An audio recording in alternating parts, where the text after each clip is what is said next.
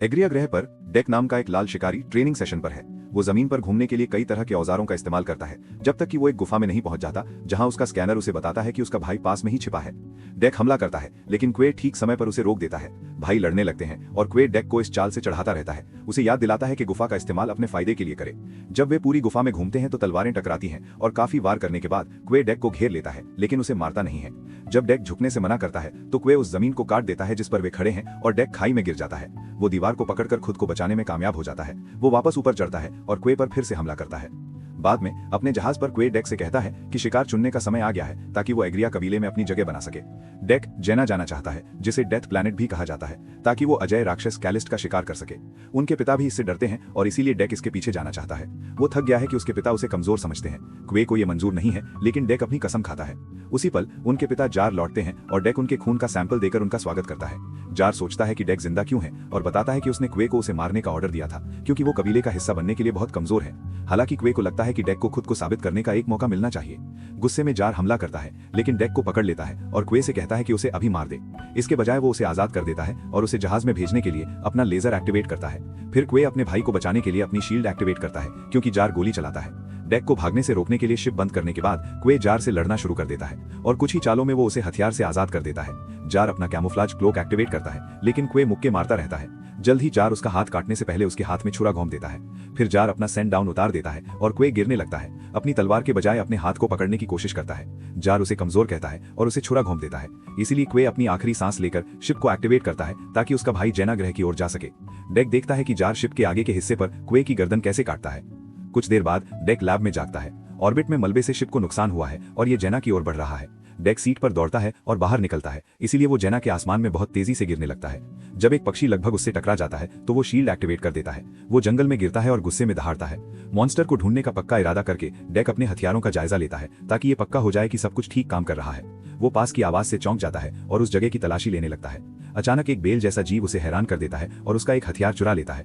Deck अपनी तलवार तैयार करता है लेकिन एक दूसरी बेल उसका हाथ पकड़ लेती है और उसे इसे काटना पड़ता है जबकि पहली वाली भाग जाती है। बदकिस्मती से और बेलें आ जाती हैं और वे उस पर हमला करने लगती हैं। डेक तेजी से कुछ वार से बचता है और एक बेल के ऊपर कूदकर उस पर दौड़ता है जिससे उसे चट्टान की चोटी पर पहुंचने में मदद मिलती है। बेलें वहां तक नहीं पहुंच पाती और अब डेक को ग्रह का अच्छा नजारा दिखता है जो डरावना लगता है। इसके बाद डेक नदी में अपना घाव धोता है और अपने स्कैनर का इस्तेमाल करके एक दवा वाला पौधा ढूंढता है जो बॉम्ब का काम कर सकता है। एक पत्ते पर उसे एक कीड़ा मिलता है जिस पर लाल रंग के भाले उगने लगते हैं और जब वो उसे फेंकता है तो वो फट जाता है। फिर वो कैलिस्ट को ढूंढने निकल जाता है। एक पुल वाले इलाके में उसे कुछ अजीब लाल पौधे मिलते हैं जो उसका ध्यान खींचते हैं, इसीलिए वो उनसे बचने के लिए सावधानी से चलता है। उसी समय डेक को एक अजीब भाषा में बात करते हुए आवाज सुनाई देती है और वो ऊपर देखता है तो थिया एक बड़े घोंसले में फंसी हुई है। ये महसूस करते हुए कि वो उसे समझ नहीं पा रहा है, थिया यूनिवर्सल ट्रांसलेटर बन जाती है जिससे ये कंफर्म होता है कि वो एक एंड्रॉइड है जिसे सिंथेटिक के नाम से जाना जाता है। अचानक पास में ही एक जेना गिद्ध दिखाई देता है और अजीब पौधों पर फेंकने के लिए एक पत्थर पकड़ता है। इससे फली लाल धुएं के साथ फट जाती है और उनकी सुइयां निकलती हैं जिन्हें डेक जल्दी से चकमा दे देता है। थिया समझाती है कि सुइयां उसे पैरालाइज कर सकती हैं ताकि गिद्ध उसे खा सके। जब थिया उसकी मदद करती है तो डेक मना करता है और अकेले शिकार करेगा और थिया को लगता है कि वो कैलिस्ट के लिए यहाँ है।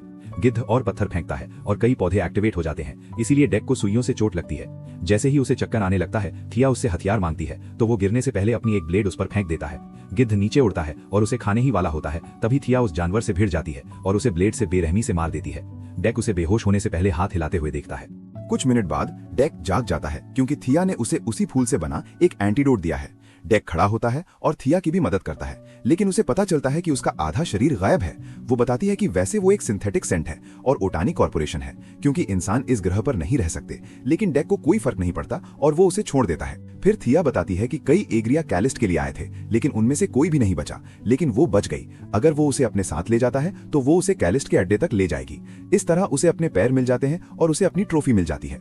डेक को पता चलता है कि कैलिस्ट ने ही उसे खत्म किया था लेकिन उसे अभी भी कोई दिलचस्पी नहीं है। हालांकि जब थिया खुद को एक काम का टूल कहती है तो डेक इसे अब कोड तोड़ना नहीं समझता और उसे साथ लाने के लिए मान जाता है। जब वे ट्रैवल करते हैं तो थिया कभी चुप नहीं रहती और सवाल पूछती रहती है। नदी पर कुछ अजीब शब्द उन पर एसिड फेंकना शुरू कर देते हैं, इसलिए डेक थिया को अपनी पीठ पर उठाकर तेजी से भागने लगता है। बदकिस्मती से उसे रास्ता बंद मिलता है और थिया उसे सबक सिखाने के लिए इस मौके का इस्तेमाल करती है। वो जमीन पर एक चिपचिपा फल फेंकती है और जीव उसे खाने के लिए दौड़ पड़ते हैं। अब वे उन पर और ज्यादा गोली चला रहे हैं। नदी से निकलने के बाद डेक बेलों का एक गुच्छा काट देता है और थिया को अपनी पीठ से बांध लेता है ताकि वो आसानी से चल सके। शाम को वे रात के लिए कैंप करने के लिए रुकते हैं और डेक रोशनी के लिए अपने डिवाइस का इस्तेमाल करता है। थिया बताती है कि उसका क्रू 2 साल पहले जेना पर आया था और वो लगभग 2 हफ्ते तक गिद्ध के घोंसले में फंसी रही। उसे उम्मीद थी कि टेस्ला नाम का एक और सिंथेटिक उसे लेने आएगा। टेस्ला में दूसरे मॉडल्स के मुकाबले ज्यादा सेंसिटिविटी होती है। वो सेंसिटिविटी एक कमजोरी है, लेकिन थिया को लगता है कि दूसरे जीवों को समझना एक फायदा है। थिया पहले लैब में फंसी रहती थी, लेकिन एक दिन टेसा उसे एक्सप्लोर करने के लिए बाहर ले आई। बदकिस्मती से उसी दिन कैलिस ने उन पर हमला किया था। इस बीच क्रू के नए बेस पर पता चलता है कि टेसा बिल्कुल थिया जैसी दिखती है। कैलिस अटैक में उसे बहुत नुकसान हुआ था, इसलिए अब वो एक ऐसे हिस्से में है जिसे रिपेयर किया जा रहा है। टेसा बार बार थिया का नाम दोहराती है और घटना को याद करती है, इसलिए कंप्यूटर उसे याद दिलाता है कि उसकी प्रायोरिटी कैलिस को पकड़ना है। कंप्यूटर एक अनजान दुश्मन कैलिस की मौजूदगी का पता लगाता है और उन्हें खतरा मानता है। जब टेसा आखिरकार जागती है तो उसे बताया जाता है कि थिया को एक अनजान दुश्मन ने पकड़ लिया था। सुबह डेक खाना ढूंढने निकलता है। उसे एक बड़ा बाइसन मिलता है जो आमतौर पर कैलिस का खाना होता है। डेक आगे बढ़ने की कोशिश करता है, लेकिन जब उसे पता चलता है कि यह मैदान रेजर घास से ढका हुआ है तो उसे पीछे हटना पड़ता है। जब डेक अपना ब्लेड फेंकने वाला होता है तो एक छोटा सा जीव पेड़ से कूदकर बाइसन के बगल में आ गिरता है। थिया उसे पहचान नहीं पाती और ना ही डेक उसे पहचान पाता है, लेकिन वो छोटा सा जीव दहाड़ता हुआ वापस आ जाता है। फिर वो जीव बिना किसी दिक्कत के बाइसन का पीछा करने लगता है, क्योंकि रेजर घास से उसकी सख्त स्किन को कोई नुकसान नहीं होता। कंपटीशन के बारे में जानने के लिए डेक पेड़ से दूसरे पेड़ पर कूदने लगता है। वजन से एक टहनी टूट जाती है और ब्यूरो गिर जाता है, इसलिए डेक अपनी ब्लेड से पेड़ में छेद कर देता है और खतरनाक घास को छूने से ठीक पहले उन्हें गिरने से रोकता है। जब बाइसन उनके पास दौड़ता है तो डेक उस पर कूदता है और उसे चाकू मार देता है। हालांकि बाइसन दूसरे पेड़ का इस्तेमाल करके उसे नीचे गिरा देता है। छोटा जीव उनके आगे लुढ़कता है और परेशान डेक लड़ाई शुरू करने के लिए उससे भिड़ जाता है, जिसका मतलब है कि थिया अक्सर कुचल जाती है। छोटी कली में हैरान करने वाली ताकत है, लेकिन कुछ कोशिशों के बाद डेक उसे गर्दन से पकड़ने में कामयाब हो जाता है। इसी समय बाइसन उनकी ओर दौड़ता हुआ आता है, इसलिए डेक अपनी तलवार फेंकता है और बाइसन का मुंह खुला रखता है, क्योंकि ब्लेड उसे आधा काटने लगता है। डेक अपने सफल शिकार का जश्न मनाने के लिए दहाड़ता है, तभी अचानक एक टेंटिकल उसका पैर पकड़कर उसे उठा लेता है। बाइसन को एक लूनर बग ने पकड़ लिया है, जिसकी टाइट टेंटिकल जीभ डेक को अपने डिवाइस एक्टिवेट करने से रोक रही है। जब वे खाने वाले होते हैं तो वो छोटा सा जीव लूनर बग के मुंह में कूद जाता है और अपनी सख्त स्किन से उसके दांतों को बंद कर देता है, जिससे वे टूट जाते हैं। लूनर बग को इतना दर्द होता है कि वो उन्हें थूक देता है और रेजर घास पर चलकर आगे बढ़ता है। बदला लेने के लिए बेतार डेक एक पेड़ को पुल बनाने के लिए काट देता है। छोटा जीव पहले से ही मैदान में लुढ़क रहा होता है और लूनर बग उसे जीभ से पकड़ लेता है, लेकिन उसी पल डेक उसके सिर पर गिरता है। वो अपनी तलवार से मॉन्स्टर पर वार करता है और एक बड़ा कट लगाता है, जिससे आखिरकार वो मर जाता है। इस बीच टेसा और उसकी सिंथेटिक्स की टीम थिया को ढूंढ रही है। उन्हें डेक का पॉड मिल जाता है, इससे पहले कि बेलें उन पर हमला करें। टीम उन्हें धीमा करने के लिए जल्दी से फायर करती है, फिर वे सभी बेलों को जलाने के लिए अपने फ्लेम थ्रोअर एक्टिवेट करते हैं। शाम को डेक और थिया फिर से कैंप बनाते हैं। छोटा जीव अभी भी उनका पीछा कर रहा है और डेक की हर हरकत की नकल कर रहा है, क्योंकि वो इस बात से प्रभावित है कि उसने बाइसन का शिकार कैसे किया। थिया ने उसका नाम बड रखा, जबकि डेक भुना हुआ मांस बांटता है। थिया डेक से उसके परिवार के बारे में पूछती है तो वो उसे बताता है कि उसके भाई और पिता के साथ क्या हुआ था, लेकिन जब थिया उस शब्द का इस्तेमाल करती है तो वो ये मानने से इनकार कर देता है कि वो दुखी है। वो बताता है कि टेसा उसकी बहन के रूप में गिनी जाती है और थिया को ये विचार पसंद आता है। आधी रात में टेसा और उसके दल को डेक का जहाज मिलता है, जो उसके कूदने के बाद दुर्घटनाग्रस्त हो गया था। कई योजो हथियार हैं जो टेसा को दिलचस्प लगते हैं, जिसमें एक ग्रेनेड भी शामिल है जो उसके हाथ को जमा देता है। अगली सुबह डेक थिया को पकड़ता है और बड के बिना चला जाता है। इस बात पर जोर देता है कि वो अकेले शिकार करता है और थिया की गिनती नहीं होती, क्योंकि वो एक उपकरण है। ये वही है जो झुंड की रक्षा करता है। डेक बात समझ नहीं पाता और कहता है कि वो सबसे ज्यादा मारने वाला अल्फा होगा। नदी के पास एक कैलस का नुकीला दांत मिलने के बाद दोनों उसी दिशा में आगे बढ़ते हैं और थिया के बेस पर पहुंचते हैं, जिसे जानवर ने पूरी तरह से तबाह कर दिया है। दर्जनों सिंथेटिक बॉडीज के बीच थिया को अपने पैर मिलते हैं। शुक्र है रिपेयर मशीन अभी भी काम कर रही है और वो इसका इस्तेमाल अपने शरीर के दोनों हिस्सों को फिर से जोड़ने के लिए कर सकती है। हालांकि इस प्रोसेस में थोड़ा समय लगेगा। वो डेक को उसकी मदद के लिए धन्यवाद देती है, लेकिन माफी भी मांगती है और उसे जाने के लिए कहती है, क्योंकि उसने अपने क्रू को बुलाने के लिए बीकन एक्टिवेट कर दिया है। थिया बताती है कि उसकी टीम भी कैलस के पीछे है, इसलिए वो उसे मारने नहीं दे सकती। डेक जाने से मना कर देता है, कहता है कि वो कायरों की तरह भागने के बजाय इज्जत से मरना पसंद करेगा। मलबे के बीच में कुछ तेल गिरा हुआ है, इसलिए डेक धुएं का बादल बनाने के लिए उसमें आग लगा देता है। कैलस जल्द ही दिखाई देता है और डेक को नीचे गिरा देता है, जिससे तलवार खराब हो जाती है। डेक मेटल के एक टुकड़े को ढाल की तरह इस्तेमाल करता है और कैलस के पीछे भागता है ताकि उसका पेट काट सके। फिर वो अपना छोटा ब्लेड उसके सिर पर फेंकता है और उसकी पूंछ काट देता है। हालांकि पूंछ जल्दी से वापस उगाती है और कैलस में दोबारा उगने की ताकत है। यही वजह है कि इसे मारा नहीं जा सकता। मॉन्स्टर डेक को पकड़ता है और उसे रिपेयर मशीन पर फेंक देता है, जिससे थिया के पैर टेबल से गिर जाते हैं। जब वो उसे फिर से पकड़ता है, डेक खुद को छुड़ाने के लिए उसकी पूंछ काट देता है। लड़ाई जारी रहती है और डेक को कई हमलों से बचना पड़ता है, जबकि थिया अपने पैर वापस पाने की कोशिश करती है। उसी समय वो जमीन पर एक बंदूक देखती है और कैलस का ध्यान भटकाने के लिए उस पर गोली चला देती है। डेक इस मौके का इस्तेमाल कैलस के मुंह में एक चेन फेंकने के लिए करता है और एक मशीन को एक्टिवेट करता है जो चेन को ऊपर की ओर घुमाना शुरू कर देती है, जिससे जानवर पीछे खिंच जाता है। इसके बाद डेक थिया की बंदूक लेता है और गोली चलाना शुरू कर देता है। जब मॉन्स्टर अपनी पूंछ से उस पर हमला करता है तो डेक उसे चकमा देता है और उसे फंसाने के लिए स्टोरेज यूनिट का दरवाजा बंद कर देता है। अब वो कैलस के शरीर पर दौड़ सकता है और उसके सिर के ऊपर से एक बड़ी छलांग लगाकर उसका सिर काट सकता है। दुख की बात यह है कि ये उसे मारने के लिए अभी भी काफी नहीं है और सिर जल्दी से शरीर से फिर से जुड़ जाता है। कैलस अपने सख्त पंजों से डेक को नीचे दबाता है और उसे कुचल देता है। उसे जो बर्फ मिलती है वो उसे हमला करने से रोकती है। ये पल तब रुकता है जब टेसा डेक और कैलस दोनों को फ्रीज करने के लिए एक ग्रेनेड फेंकती है ताकि वो उन्हें पकड़ सके। कुछ देर बाद डेक क्रू की गाड़ी में एक टेबल से बंधा हुआ उठता है। थिया सस्पेंशन मोड में है क्योंकि वो रिपेयर मशीन से जुड़ी हुई है और टेसा ने उसके सारे लॉग पढ़ लिए हैं। उसे समझ नहीं आता कि डेक जिंदा क्यों है, क्योंकि याया आमतौर पर कमजोरों को मारती है और कहती है कि उसकी कंपनी से जुड़ना उसके लिए सम्मान की बात होनी चाहिए। फिर टेसा थिया को जगाती है और 2 स्पेसिमेन पाने के लिए उसे बधाई देती है। वो डेक को उस पर एक्सपेरिमेंट करने के लिए एक दर्दनाक इंजेक्शन लगवाती है, तो थिया धीरे धीरे उसे बचाने की कोशिश करती है, ये बताकर कि वो बेकार है, इसलिए साइंस के लिए सही नहीं है। उसे लगता है कि उन्हें उसके हथियार रख लेने चाहिए और डेक को जाने देना चाहिए। टेसा को अभी भी एक सैंपल चाहिए, इसलिए वो उसके सिर से 2 केबल जोड़ती है, जिससे बहुत दर्द होता है। परेशान थिया मशीन बंद कर देती है और टेसा से कहती है कि उन्हें रोबोट से ज्यादा होना चाहिए और सिर्फ ऑर्डर मानने चाहिए। असल में वो चाहती है कि वो बहनें बने। हालांकि टेसा बताती है कि वो थिया को बचाने वापस नहीं आई थी, वो सिर्फ कैलस के लिए आई थी। वो याया के कमजोरों से छुटकारा पाने के रिवाज से सहमत है और थिया को टूटा हुआ कहती है। उसी समय टेसा को धरती से एक कॉल आता है, इसलिए वो एक गार्ड को थिया को बॉक्स में बंद करने का ऑर्डर देकर उसे लेने चली जाती है। जल्द ही बुरा याया बोल नहीं पाता। डेक थिया से अपना एक डिवाइस खोलने के लिए कहता है। थिया गार्ड को बताती है कि डेक का डिवाइस एक मैप है और जब वो उसे खोलता है तो उसका सिर फट जाता है। फिर थिया डेक को आजाद कर देती है और एक अलार्म बजता है, तो और गार्ड उस पर गोली चलाने आते हैं। थिया पिछला दरवाजा खोलती है और डेक भागने के लिए एक झरने में कूद जाता है। कुछ समय बाद डेक को अपना क्रैश हुआ जहाज मिलता है और वो अपने जख्मों का इलाज करता है। हालांकि कोई हथियार नहीं बचा है। वो ग्रह छोड़ने के बारे में सोचता है, लेकिन वो अपने भाई का हेलमेट देखता है और याद करता है कि सबसे अच्छा भेड़िया वो है जो झुंड की रक्षा करता है। डेक जंगल लौटता है और हथियार के तौर पर इस्तेमाल करने के लिए कुदरती खतरे इकट्ठा करना शुरू कर देता है, जैसे रेजर ग्लास के ब्लेड और लाल फूलों के कांटे।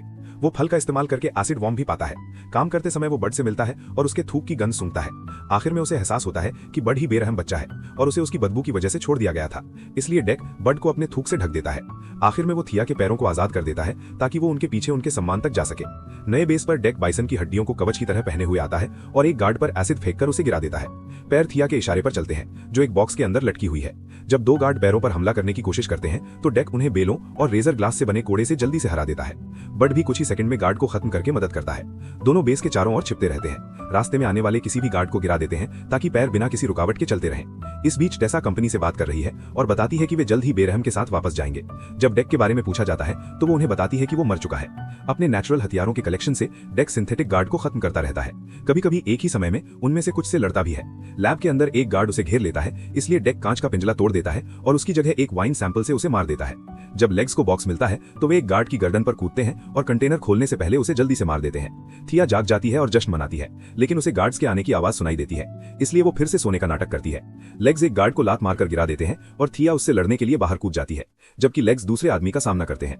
दोनों बॉडी हाफ लड़ाई में एक दूसरे की मदद करते हैं और जब एक गार्ड लेग्स को मारने वाला होता है तो वे कूदकर दूर चले जाते हैं और एक ब्लॉब उस सिंथेटिक को नष्ट कर देता है जिसे थिया ने पकड़ा हुआ है।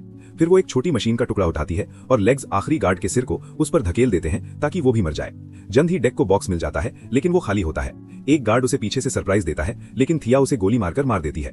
उसके हाफ आखिरकार वापस एक साथ आ जाते हैं और वो डेक को देखकर हैरान रह जाती है, जो मानता है कि वो एक गर्वित भेड़िए की तरह उसके लिए वापस आया था।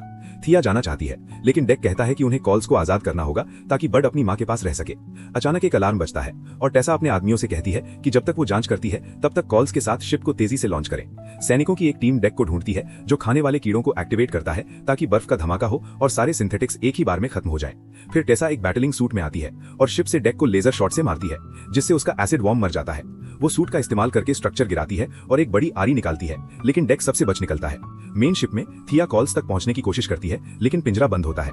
जब एक गार्ड आता है तो वो टेसा की नकल नहीं कर पाती, इसलिए वो उस आदमी का सिर पिंजरे पर मार देती है। फिर वो ताला खोलने के लिए उसकी आंखों का इस्तेमाल करती है। जब एक हमला डेक को लैब में फेंक देता है तो सूट का हाथ नीचे आ जाता है, जिसे चलती हुई बेलें पकड़ लेती हैं। डेक ऊपर चढ़ने की कोशिश करता है, लेकिन टेसा अचानक उसे नीचे गिरा देती है, इसलिए वो एक कंटेनर के पीछे छिप जाता है। टेसा उसे उठा लेती है, लेकिन उसे देख नहीं पाती। पता चलता है कि वो उसके ऊपर रहने के लिए कंटेनर पर चढ़ा हुआ है। अब डेक टेसा को पीटने के लिए उस पर कूद सकता है, लेकिन वो जल्दी से कॉकपिट बंद कर देती है। अचानक कॉल्स आता है और सूट पर कूद जाता है, इसलिए टेसा उसे मारने के लिए आरी चलाती है।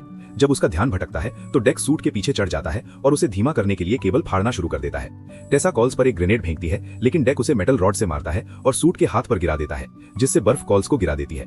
जानवर अपने शरीर से आरी निकालता है और सूट पर हमला करता है, जिससे वो 2 टुकड़ों में बट जाता है। जब ऊपरी हिस्सा गिरता है तो कॉल्स टेसा को खा जाता है और जीत की दहाड़ लगाता है। बाकी लोग डेक से मिलते हैं और वे कॉल्स को अपने बच्चे की जांच करते हुए देखते हैं। वे एक प्यारा सा पल बिताते हैं और डेक भी माथा टकराकर उस बेरहम के लिए अपनी इज्जत दिखाने के लिए प्रेरित होता है। अचानक टेसा के एक्टिवेट किए हुए एक आइस ग्रेनेड से बेरहम फट जाता है, जो जानवर के पेट के अंदर जिंदा थी। वो मलबे से बाहर निकलती है और थिया पर हमला करने की कोशिश करती है। तभी डेक उसे पीछे से चाकू मार देता है, जिससे आखिर में उसकी मौत हो जाती है। वो अपना डिवाइस वापस ले लेता है और बर्ड उसका सिर काट देता है। कुछ समय बाद डेक याया लौटता है और टेसा का सिर अपने पिता को देता है। जार अब भी सोचता है कि वो एक बेइज्जती है और उसे मारने के लिए 2 गार्ड भेजता है, लेकिन डेक तेजी से आगे बढ़ता है और पहले उन्हें आसानी से मार देता है। फिर डेक जार से लड़ता है, जो अपने कैमोफ्लॉज क्लोक के साथ छिप जाता है। डेक जहाज का इंजन चालू करके रेत का तूफान बनाता है, जिससे वो अपने पिता की लोकेशन देख सकता है और उसे रोकने के लिए उसका हाथ काट देता है। फिर वो उसे एक पिंजरे वाले डिवाइस से पकड़ लेता है। जब डेक अपने पिता के हेलमेट पर सिंबॉलिकली वार करता है तो जार उसे उतार देता है और कहता है कि अगर डेक शील्ड करता है तो वो क्लैन में ज्वाइन कर सकता है। हालांकि डेक कहता है कि एक बड़े बर्ड के जार का सिर खाने से पहले ही उसका एक क्लैन है। थिया उसे बधाई देती है, जबकि डेक अपने पिता का क्लोक ले लेता है। उसी समय एक और जहाज आता है और डेक कहता है कि ये उसकी माँ है।